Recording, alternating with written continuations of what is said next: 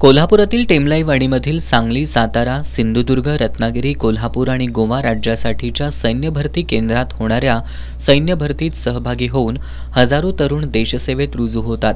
यांचा आदर्श डोळ्यासमोर ठेवून भरती होणाऱ्या तरुणांना सैन्य भरती प्रक्रियेची माहिती मिळावी यासाठी 12 मार्चला विवेकानंद महाविद्यालयात सकाळी 11 वाजता लायब्ररी हॉलमध्ये शिबिराचं आयोजन करण्यात आलंय।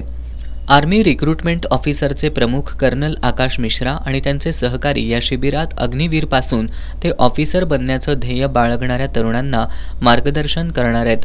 व्हाईट आर्मीचे प्रमुख अशोक रोकडे यांनी पत्रकार बैठकीत ही माहिती दिली। Colonel Akash Mishra Agniveer, SSB, NDA, officer level आणि मेकॅनिकल इंजिनियर, डॉक्टर अशा अनेक विभागातील मुलांना आणि मुलींना आर्मीच्या तिन्ही दलामध्ये चालणाऱ्या भरती प्रक्रियेबद्दल मार्गदर्शन करणार आहेत। व्हाईट आर्मीनं विवेकानंद महाविद्यालय आणि कोल्हापूर प्रेस क्लबच्या वतीनं आयोजित या शिबिरात तरुण तरुणींनी सहभागी व्हावं असं आवाहन रोकडे यांनी केलंय। या शिबिराच्या माध्यमातून तरुण तरुणींना सैन्य दलातील संधींची माहिती मिळणार असल्याचं प्राचार्य आर कुंभार यांनी सांगितलं।